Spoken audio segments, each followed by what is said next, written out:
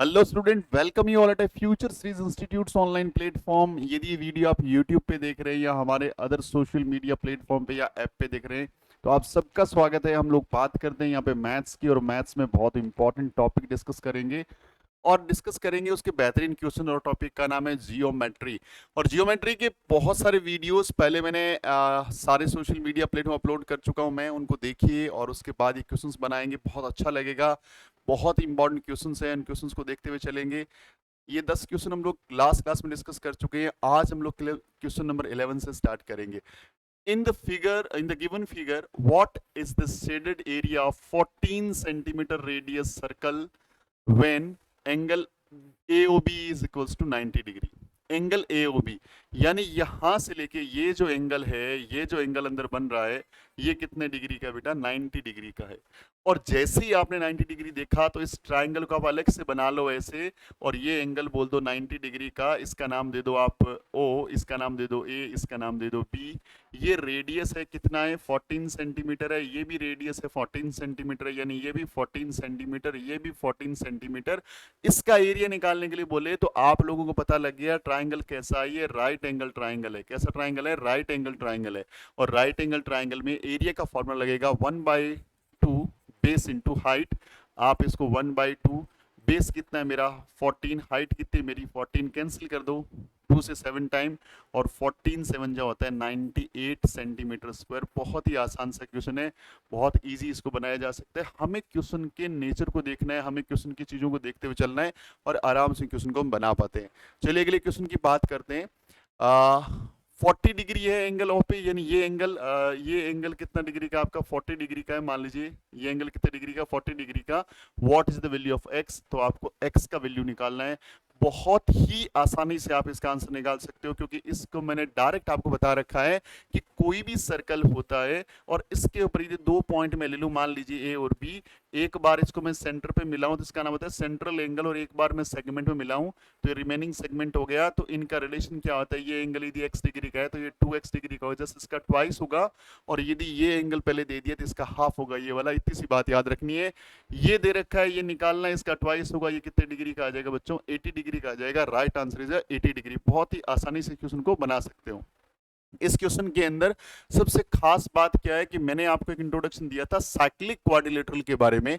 तो ये दिया हुआ है क्वाड्रिलेटरल है। कैसा क्वाड्रिलेटरल है? Cyclic quadrilateral. साइक्लिक क्वाड्रिलेटरल वो होता है किसी सर्कल के अंदर कोई क्वाड्रिलेटरल जो सर्कल के जिसके चारों वर्टेक्स ऑन द सर्कल हो। याद रखना, ये साइक्लिक क्वाड्रिलेटरल है। यदि कोई ऐसा क्वाड्रिलेटरल बना हुआ है, कोई ऐसा क्वाड्रिलेटरल बना हुआ है, तो ये साइक्लिक क्वाड्रिलेटरल नहीं है बच्चों, क्योंकि ये वाली वर्टेक्स उसकी ऑन द सर्कल नहीं है।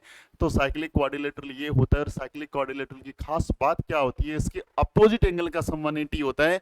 देख लो यहाँ पे दोनों का सम 180 हो रहा है, तो इन दोनों का सम भी 180 होगा। इसका आंसर कितना आ जाएगा? 100 डिग्री। बहुत ही आसानी से, कुछ भी पेन उठाने की जरूरत नहीं है यदि आपने बेसिक कॉन्सेप्ट पढ़ रखा है तो। इस क्वेश्चन को बनाते हैं। ये बोल रहा है कि यहाँ पे 4x is equal to 5y है। 4x इक्वल टू क्या है? 5y है। तो find the value of x। x की वैल्यू निकालिए आप। तो मैं सिंपल लिखूंगा कि x प्लस y का वैल्यू कितना है? 180 डिग्री, क्योंकि ये लीनियर पेयर है। स्ट्रेट लाइन पर बनने वाले सारे एंगल का सम कितना होता है? 180 डिग्री होता है। मुझे x का वैल्यू निकालना है, तो क्या करेंगे? y की जगह x रखना पड़ेगा। y की जगह x रखना पड़ेगा, तो मैं यहां से वैल्यू निकालूंगा। क्या निकालूंगा कि भैया 4x बराबर क्या है? 5y। तो y बराबर क्या हो जाएगा? 4x/5। ये किसका वैल्यू आ गया? y का। यानी y की जगह क्या रख दूंगा मैं? 4x प्लस 4x अपॉन में 5 ये रख दूंगा y की जगह, इज इक्वल्स टू कितना आ जाएगा बेटा? 180 डिग्री आ जाएगा।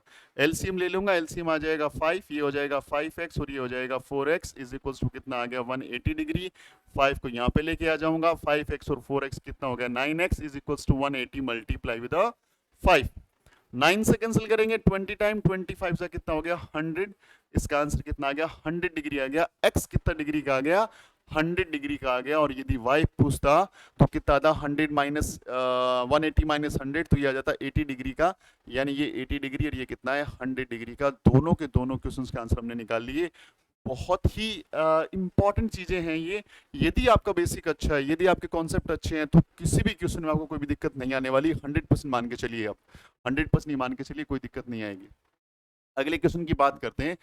An angle is 1/5 of its supplementary. जैसे आपने सप्लीमेंट्री देखा तो आपके दिमाग में दो एंगल आए जिनका सम कितना डिग्री का है, 180 डिग्री का। इनका नाम होता है सप्लीमेंट्री, इनका नाम बेटा होता है सप्लीमेंट्री। जिन दो एंगल का सम कितना होता है 180 डिग्री, उनको बोलते हैं हम लोग सप्लीमेंट्री बोलते हैं। तो इनका सम कितना है 180 डिग्री है।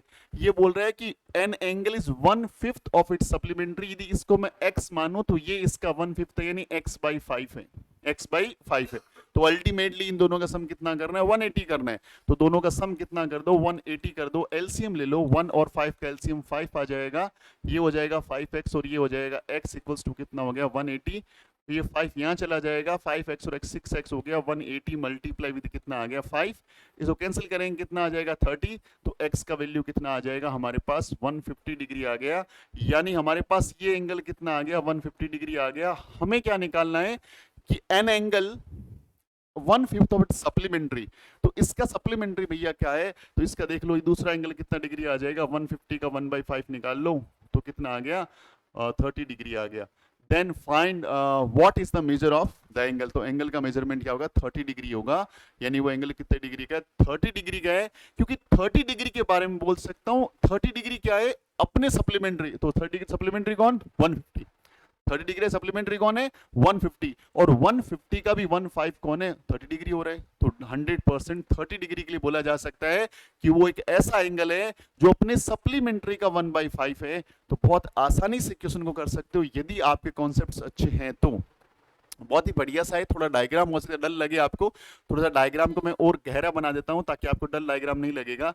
डायग्राम एकदम इजी सही से लगना चाहिए आपको। इस ढंग से बना हुआ है और इस ढंग से लाइन यहाँ आ गई है, इस ढंग से एक लाइन यहाँ पे इसने दी है और बोला गया ये दोनों लाइनें आपस में क्या भैया पैरेलल है। इसका नाम दिया इसने ए, इसका नाम दिया सी, इसका नाम दिया बी, इसका नाम दिया डी और इसका नाम दिया ई।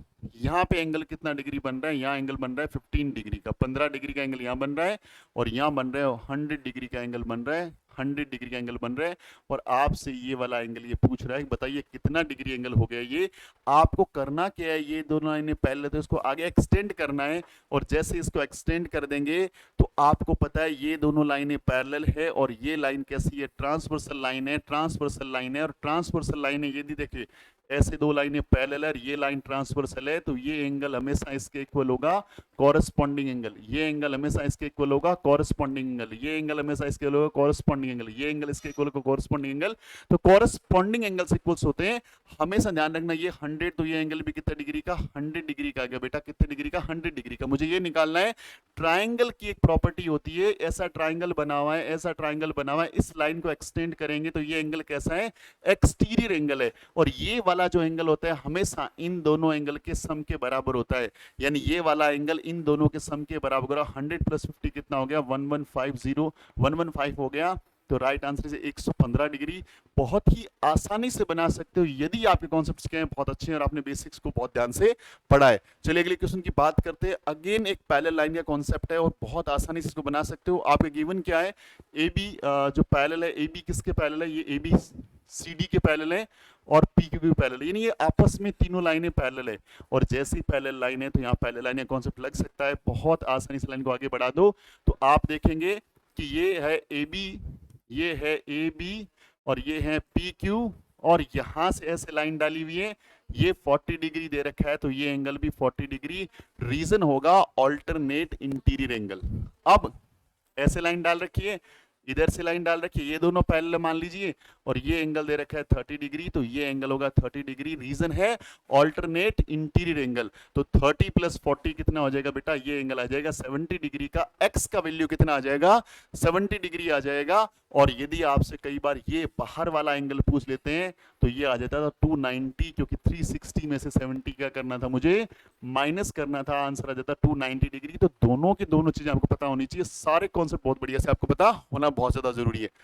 अगले क्वेश्चन की बात करते हैं। अगला क्वेश्चन भी बहुत इंपॉर्टेंट है, बहुत बढ़िया से क्वेश्चन है। डायग्राम दिख रहा होगा आपको, कोई दिक्कत नहीं है। इसने बोला एडी पैरेलल है बीसी के, एडी, एडी कहाँ है, हाँ एडी पैरेलल टू बीसी, ये दोनों लाइनें पैरेलल भैया, ये दोनों लाइनें क्या दे रखी है आपको पैरेलल दे रखी है, ठीक है। दूसरा BE parallel to CD, BE ये वाली जो लाइन है, ये वाली जो लाइन है इसके पैरेलल है। और ए बी यानी ये वाली लाइन है वो इसके पैरेलल है। तो सारी लाइनें आपस में के पैरेलल बनी हुई है, बहुत ही आसानी से अपन इस क्वेश्चन को निकाल सकते हैं, कहीं कोई दिक्कत नहीं है। देखो बच्चों, यदि ये दोनों लाइनें पैरेलल है ना, मान के चलिए, तो ये एंगल इसके इक्वल होगा, इसका नाम है कॉरस्पॉन्डिंग एंगल। ये कितना 54 डिग्री, कितना आ गया 54 डिग्री का आ गया ये एंगल। दूसरा, यदि ये दोनों लाइनें आपस में पैरेलल है, ये दोनों लाइन पैरेलल दे रखी है ना आपको, क्या कौन सी, बी ई और सी डी, हाँ पैरेलल दे रखी है, ये दोनों लाइनें पैरेलल है, तो ये एंगल इस एंगल के इक्वल होगा। इस एंगल का वैल्यू है 46 डिग्री, दूसरा एंगल कितना आ गया 46 डिग्री। अब आपके सामने एक ट्राइंगल बन रहा है अंदर की तरफ, ये एक ऐसा ट्राइंगल बन रहा है, ये लाइन आगे एक्सटेंड हो रही है, ये एंगल है 54 डिग्री का, ये एंगल है 46 डिग्री का, और आपसे ये वाला एंगल पूछा जा रहा है, तो एक्सटीरियर एंगल प्रॉपर्टी लग जाएगी, इन दोनों का ऐड कर दो, ये आ जाएगा 100 डिग्री का। राइट आंसर 100, मुझे ये एंगल निकालना है, 100 डिग्री का आ जाएगा।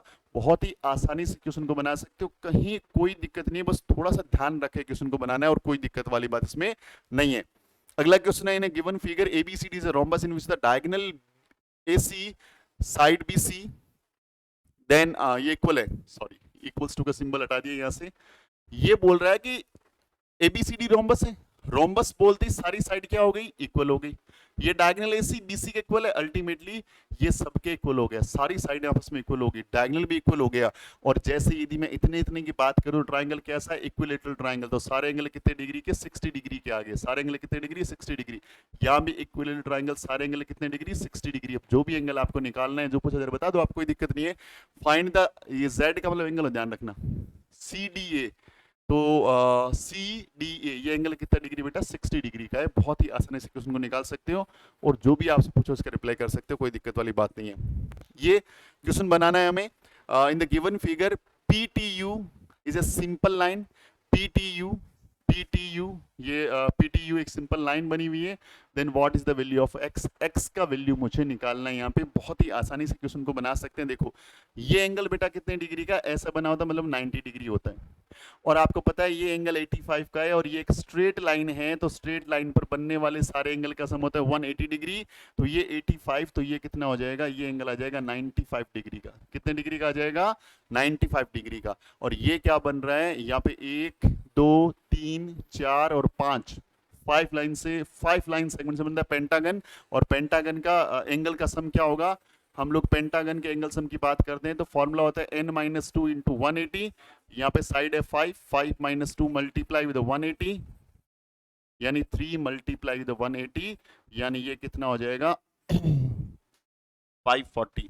यानी एंगल का सम कितना है टोटल 540, 540 है टोटल एंगल का सम इन पेंटागन।